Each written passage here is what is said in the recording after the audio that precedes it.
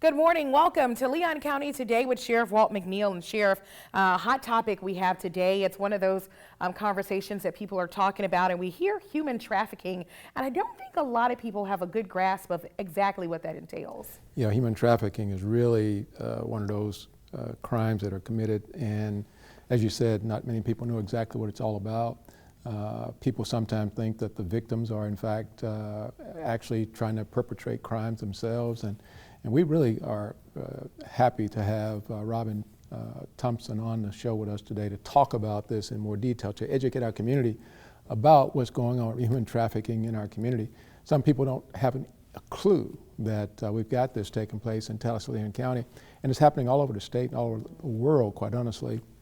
And we are one of those destination points for this crime, and people have got to understand that under certain circumstances, if we aren't engaged and knowing what's going on, we allow this to thrive in our community.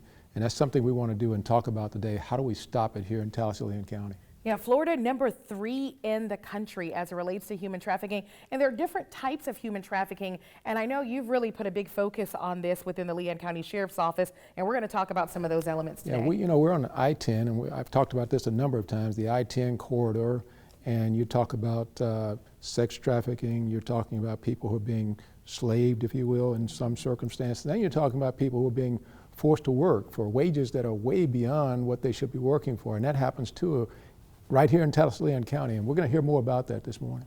And why is it so important? Because as we mentioned, we're going to talk about some of the new elements that you've put forth within the Sheriff's Office, but for us to really develop a network here. Well, it's important that first and foremost, our community understands first that we've got this taking place. Then secondly, we've got to make sure that we coalesce our resources, particularly law enforcement resources, around how we can more effectively deal with these issues and bring those persons who are perpetrating these crimes to justice in our community. And so I'm interested to hear what Robin's going to share with us, and I'm interested to see how our community is going to react to this information once we give it to them.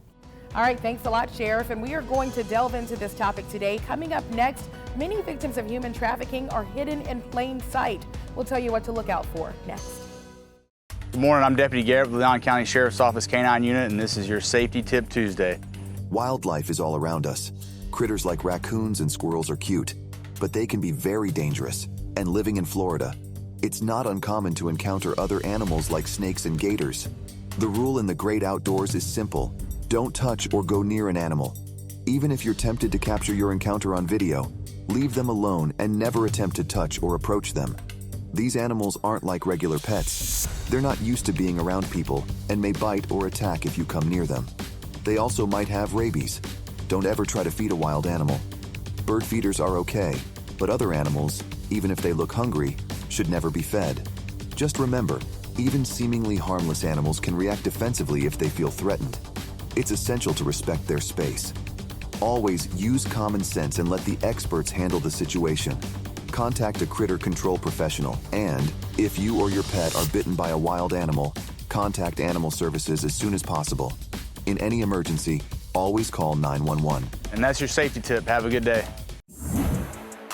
Start your new career as a corrections officer at one of the state's most innovative agencies, the Leon County Sheriff's Office. When I left the academy, my training never stopped. Work with state-of-the-art technology. You can make a lot of money at a very young age. Starting pay is $50,000 a year with amazing benefits. Firearms, taser, driving training. A better work-life balance with more time off. They're going to sponsor you through the academy and pay you while you're there. Join the family. Apply today at leoncountyso.com. Human trafficking is a crime that deprives millions of people of their dignity and freedom. And one of our local organizations is on a mission to help end it. Joining me now is Robin Hassler-Thompson. Robin, talk to us about what exactly is Survive and Thrive. Yes, thanks, Sheriff, so much for having me. And the Survive and Thrive Advocacy Center is a local program, a nonprofit here in Tallahassee, that serves the 6 counties of our 2nd Judicial Circuit, so all throughout our area. And we're here to do 2 main things. The first thing is to provide direct assistance to survivors of both sex and labor trafficking. And then we also do work to help educate our community so that, you know, we always say, if you see something, say something. Yes. And we want people to understand what they're seeing so they'll know whether or not that's trafficking and what to do. Robin, thank you for Survive and Thrive Advocacy Center and the impact it's making in our community. But what types of crimes are we talking about when we're talking about human trafficking? What does that involve? You know, it's one of those things where trafficking can involve so many different crimes. Now, the crime of trafficking is something that's in Florida law, as you well know, and in federal law, that specific act. But traffickers commit so many crimes. We call human trafficking a crime of many crimes. So there can be a whole host of violent crimes: assault, battery, sexual battery, any kind of violent crimes against a person, as well as what people might think of as nonviolent crimes like identity theft, money laundering, all kinds of fraud. You know, you name it. Whatever a trafficker needs to do to get power and control and really make money off the backs of people, they will do it. You know, Robin, we are so excited about the work that you all are doing here in our community and the partnership with law enforcement. How important is that partnership? Well, you know, I think it's vital. I think everybody in the community has a huge role to play in ending human trafficking.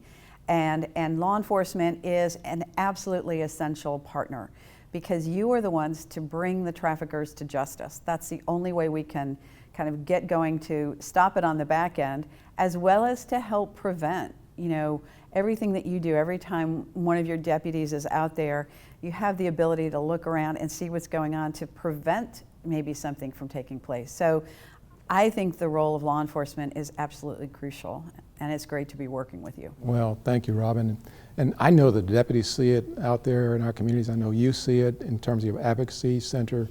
But how can you explain this, and how pervasive is it in our community?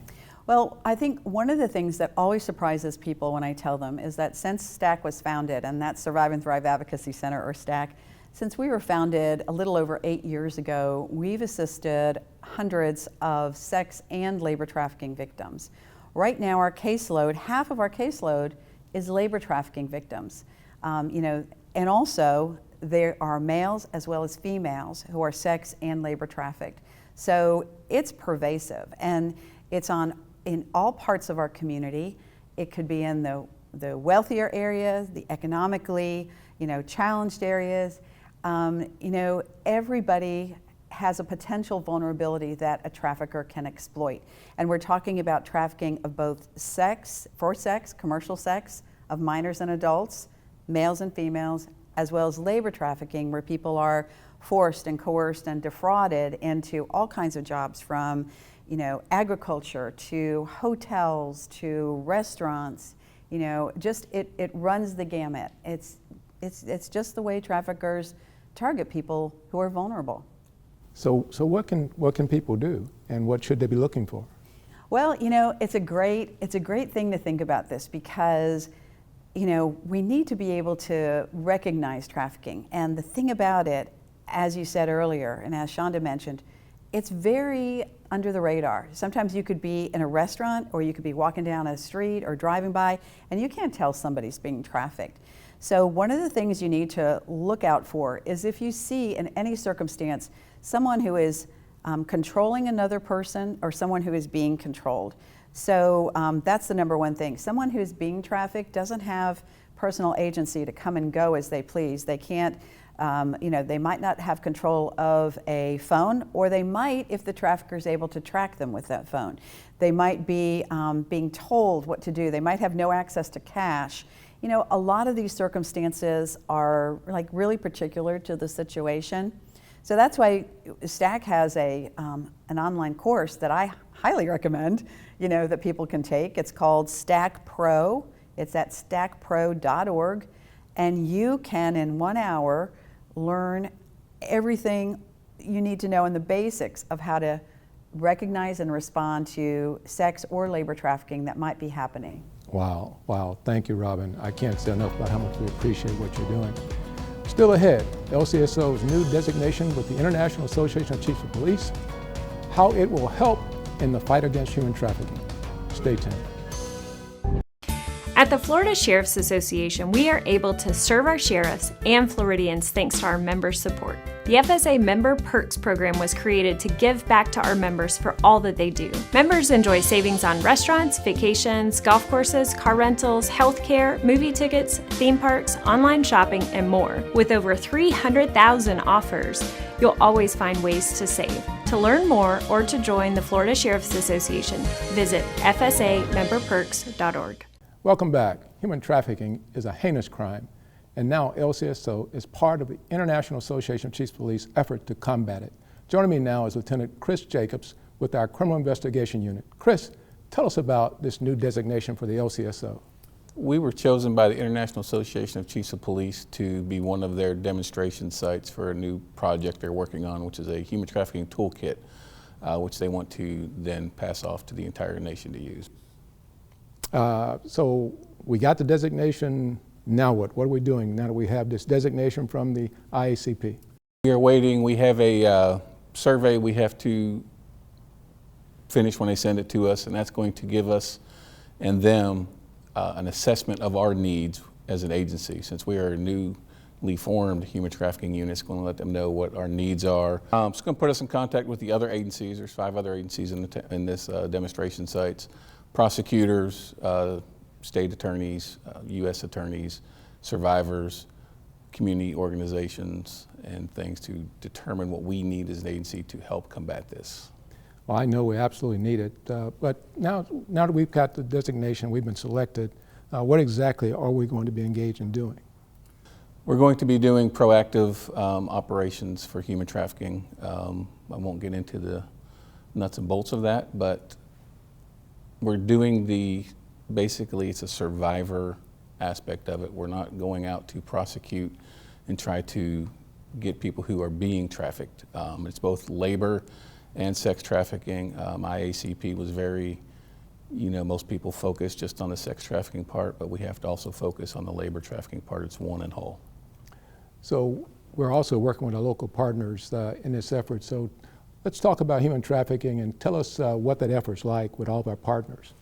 We work very closely with our local and state agencies, as you know, and also our federal agencies for human trafficking, our state attorney and our U.S. attorneys to try to combat human trafficking. Yeah, Chris, we heard from Robin Hassler-Thompson just a few minutes ago, and she talked about the importance of human trafficking and getting the citizens involved. How is it important, or why is it important for us to partner with Survive and Thrive? Survive and Thrive is a great organization because as you start delving into human trafficking, you understand as law enforcement, we're used to investigating and prosecuting and arresting people for crimes. When you start getting into the human trafficking realm of it, what do we do with the survivors of human trafficking? Robin's organization and many other organizations like hers, that's where they come into play. These people are going to need support, whether financial, housing, job, trauma counseling. Those organizations come in and kind of pick up where we can't, as an agency, go into. Okay. So now we have the designation from the IACP and we're working with Survive and Thrive. What are some of the objectives that we're looking at trying to achieve in the next year or 2 years? What's the objective for us as Leon County Sheriff's Office? We're going to continue doing operations like we've done in the past. We're going to try to, we are moving towards the survivor and the victim aspect of it. We're going to try to get into the organizations behind it. As Robin said, this is more broad and complex than most people, even us, when we first got into it, realized. It involves every crime, like, financial, property, violent crimes. It's all involved in it. So we have to delve deeper into it and get behind it and try to curb it. We recently had a meeting with some of the hotel industry here in Leon County. Talk about that for a minute and what you think were the outcomes of that meeting with the hotel industry here locally. I think it was a positive meeting.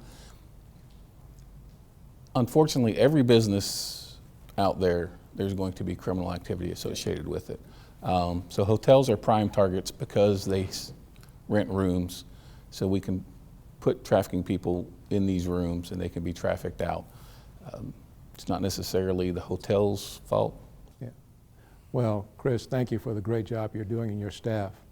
Up next, in our Deputy on Duty, a career as a correctional officer. A 15-year LCSO veteran tells why it's so rewarding for him. Stay tuned. On this episode of Leon County Today's Deputy on Duty, we give you some insight into the career that Correctional Officer Sean Shepard says is so much more than a job. I have a servant's heart. I got into this field because I was really driven to see the community change, and I wanted to make a difference. So I thought corrections would be my avenue to get in corrections. It would help me to help people change their lives. Since starting his career with the Leon County Detention Facility in 2008, he has no plans to slow down either. It's a role he says is a natural fit. Our model here is care, custody, and control, and my biggest one is care. You know, if you don't care about people and you don't have compassion for people, you know, corrections might not be your fit. I'm a minister at my church, and I tell people at my congregation that it's a ministry for me. You know, I get to minister to folks here. Now, Shepard does make it clear ministry is more than preaching the Word of God. It's also about learning and attending to the needs of others. Because you never know what they're going through, and you don't know what part of life they're in. You know, you just never know. We're not here to judge. You know, it could be your family member.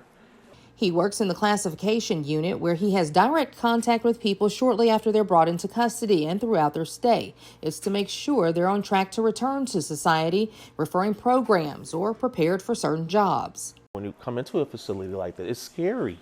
This is a scary place for the first time. This is not a place a person would want to be, take their freedom taken away from them. So, you know, you just never know, you know, where you can be in life. Approach people with compassion and love. You know, you know, at the end of the day, we wear this badge. We're human beings, and we love. There's love. There's love. You should love someone. And it is a critical function in the management of the detention population. This process involves an assessment of the individual's profile, and that includes their current and previous charges, their health and social and mental health backgrounds. I've had inmates really open up to me about their personal lives and share some personal information with me, and even tear up in front of me, which is you know, kind of hard for them, being that they're incarcerated. I'm a law enforcement officer. You don't see that every day. So to build that rapport and that trust level with an inmate, it speaks volumes. And those relationships matter when it comes to ensuring the safety of the staff, those in custody, and the entire community. If I help someone change their lives, it helps change my life. I feel safer, you know. So corrections has been real rewarding for me. Seeing people go back in the community and, you know, better their lives and not return. And the Leon County Sheriff's Office is always ready to recruit those willing to protect and serve. Sergeant Shepard says he has no regrets about his choice to have a career in corrections. I moved here from South Florida, and I was looking for employment here, and I couldn't find employment that was going to meet my needs. But the Sheriff's Office was there for me. They sponsored me to go through the academy, and you know, I'm here today because of the Sheriff's Office, and I'm really grateful. And if you are looking for a career change, visit our website right now, leoncountyso.com. I'm Angela Sherrod for Leon County Today.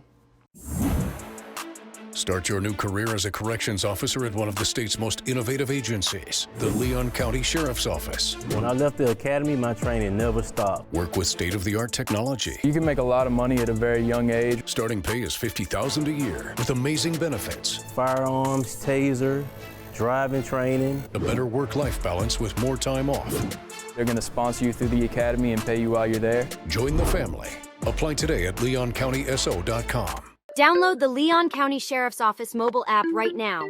Our mobile app makes it easier than ever to report a crime and get important safety alerts. You can also see who's been booked at the Leon County Detention Facility and follow reported crimes in your neighborhood, all in one convenient location in the palm of your hands. Download LCSO Connect right now. It's free in the Apple App Store and Google Play by searching LCSO Connect.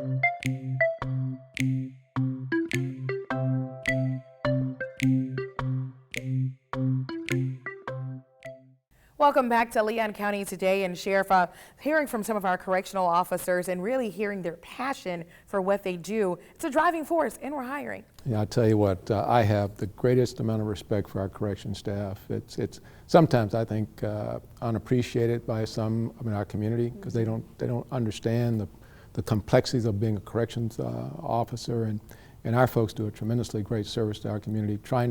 We talk about three things: care, custody, and control. And they do a super good job with that and taking care of people who are incarcerated.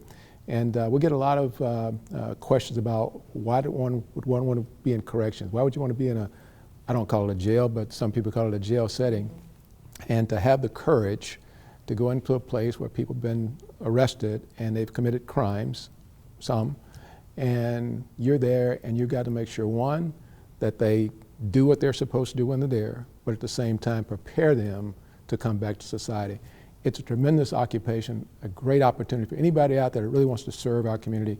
I'd recommend you come to the Leon County Sheriff's Office and be a corrections officer. Yes, we are hiring indeed. And then circling back around the topic of human trafficking, there's so many layers to it. And hearing from Robin about the opportunities, free opportunities for workplaces to train their individuals. Absolutely. I can't say enough about Survive and Thrive and what it means to our community here. And hopefully citizens out there hearing that, business people, please look them up, get to their website, and bring your staff in to get that training. I think it'll help you, and certainly it's going to help this community. SurviveandThriveAdvocacy.org is the website, so check that out. And again, the IACP designation is really exciting for us to be a part of a national effort as it relates to this. Absolutely. I think that speaks volume about the quality of the work we do in the Leon County Sheriff's Office and our staff.